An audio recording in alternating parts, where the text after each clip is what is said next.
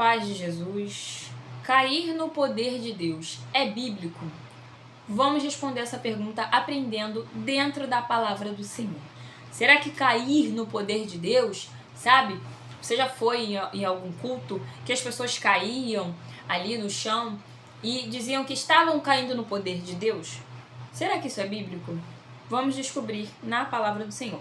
Antes de responder essa pergunta, a gente precisa entender uma coisa muito importante sobre o discernimento espiritual, né? O discernimento de espíritos.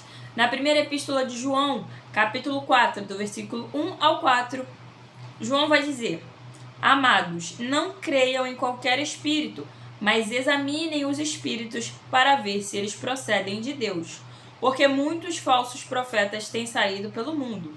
Vocês podem reconhecer o Espírito de Deus desse modo. Todo espírito que confessa que Jesus Cristo veio em carne procede de Deus, mas todo espírito que não confessa Jesus não procede de Deus. Esse é o espírito do anticristo, acerca do qual vocês ouviram que está vindo e agora já está no mundo. Somente até aqui por enquanto.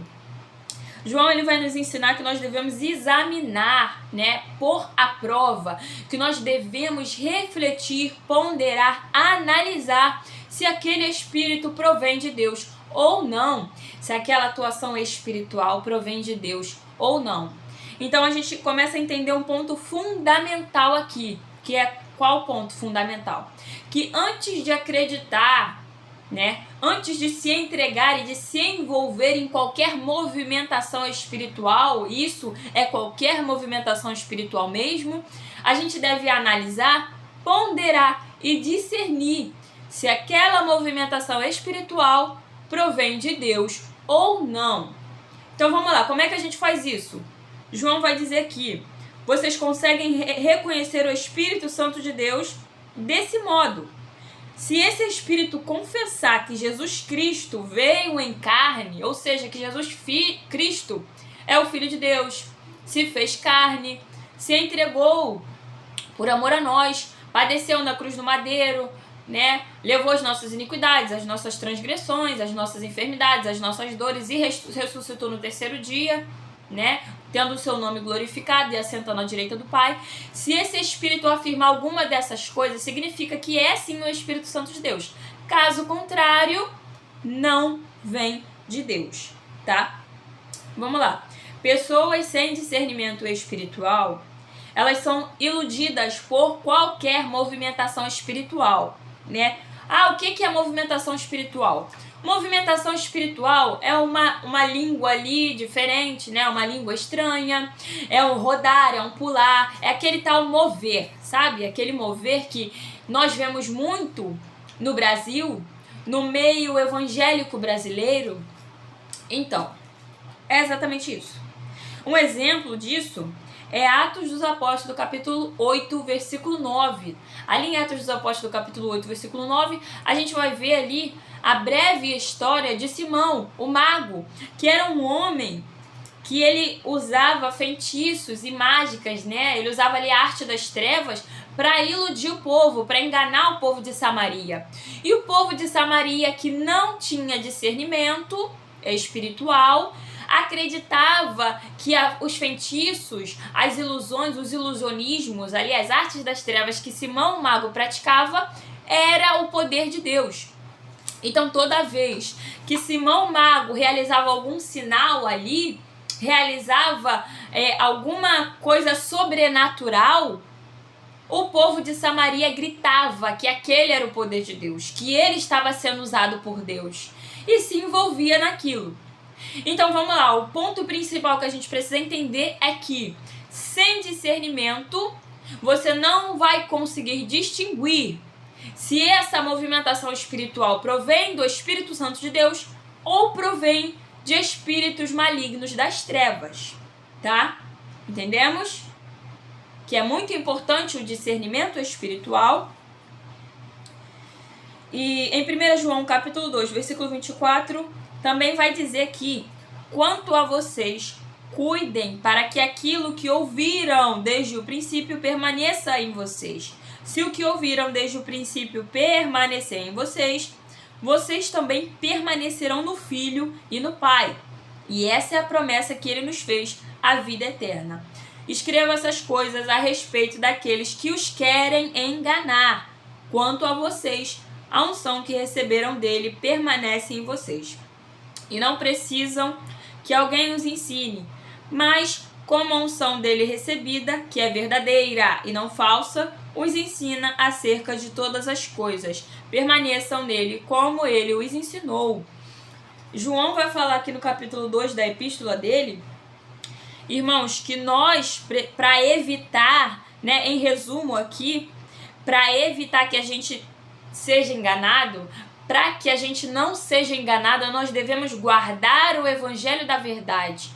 Guardar, se atentar, permanecer com o evangelho da verdade dentro de nós. E como é que a gente faz isso? Lendo a palavra.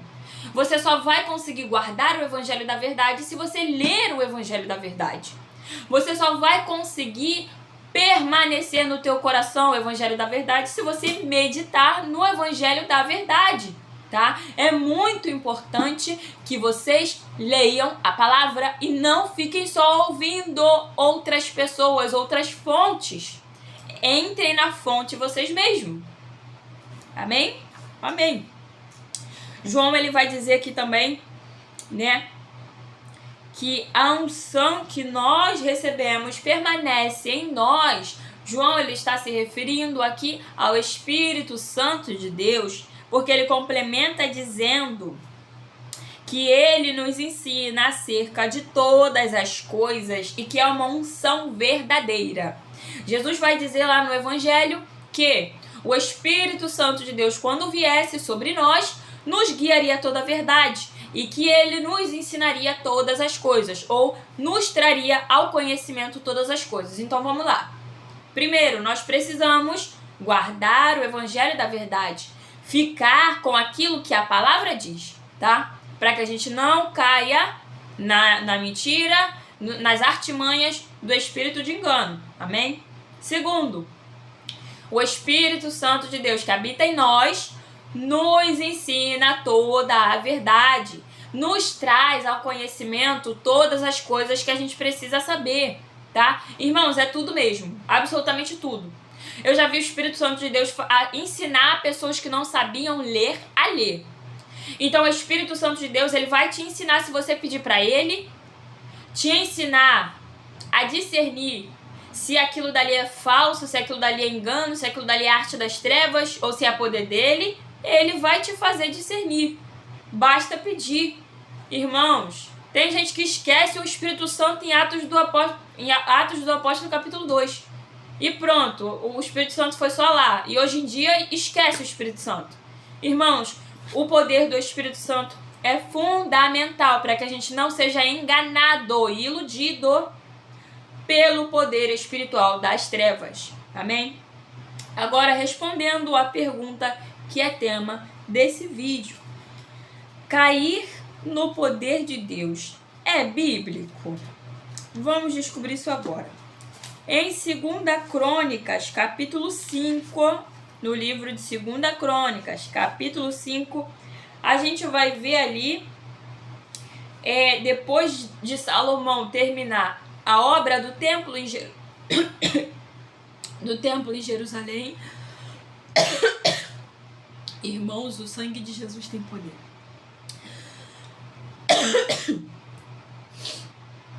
Há poder no sangue de Jesus.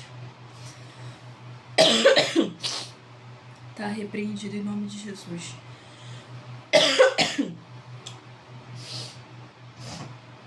O sangue de Jesus tem poder. Há poder no sangue de Jesus. Irmãos, pregar a verdade. Pregar a verdade é atrair para si ataques do inferno o tempo todo. Pregar a verdade de Deus é saber que vai ter um alvo mirado nas tuas costas. Mas o Senhor é conosco. Em 2 Crônicas, capítulo 5, ao finalizar a obra do templo do Senhor em Jerusalém, os sacerdotes vão transportar a Arca da Aliança para o templo, onde está Salomão, os levitas, os sacerdotes, né? No versículo 11 de 2 Crônicas, capítulo 5, a gente vai ler o seguinte: os sacerdotes saíram do lugar santo. Todos eles haviam se consagrado, não importando a divisão que pertenciam. E todos os levitas que eram músicos, Asaf, Emã, Jedutum e os filhos e parentes deles, ficaram a leste do altar, vestidos de linho fino, tocando símbolos, harpas e liras. E os acompanhavam 120 sacerdotes tocando cornetas. Os que tocavam cornetas e os cantores em uníssono louvaram e agradeceram ao Senhor ao som de cornetas, símbolos e outros instrumentos. Levantaram suas vozes em louvor ao Senhor e cantaram: Ele é bom, o seu amor dura para sempre. Então, uma nuvem encheu o templo do Senhor de forma que os sacerdotes não podiam desempenhar o seu serviço, pois a glória do Senhor encheu o templo de Deus.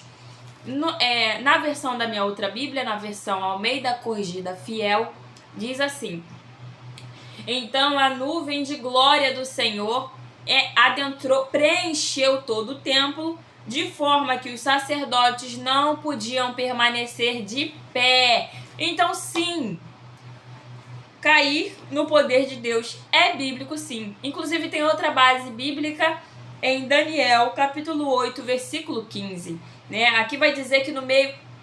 Aqui em Crônicas, antes de passar para Daniel, eu vou finalizar aqui em Crônicas. Aqui em Crônicas vai dizer que no momento de adoração, de louvor, de exaltação a Deus, a glória de Deus que entrou era tão forte, porque essa nuvem, ela representa a glória de Deus. Então, a glória de Deus que entrou no templo de Salomão foi tão grande, aliás, no templo de Deus construído por Salomão, foi tão grande que os sacerdotes e os levitas não conseguiam ficar de pé. Eles caíram prostrados no chão. Por quê? Porque, irmãos, verdadeiramente, quando a glória de Deus se manifesta muito forte em nossa vida, diante do nosso corpo físico, a gente não aguenta e a gente cai no chão mesmo, tá? Isso já aconteceu comigo. Minhas pernas perderam as forças e eu caí mesmo no chão, tá? Daniel capítulo 8, versículo 15, a gente vai ver ali Daniel contando sobre a visão que ele teve. E quando o anjo apareceu diante dele, ele vai dizer que ele não suportou, ele vai dizer ali, né, que ele caiu prostrado com o rosto no chão, ele perdeu os sentidos dele.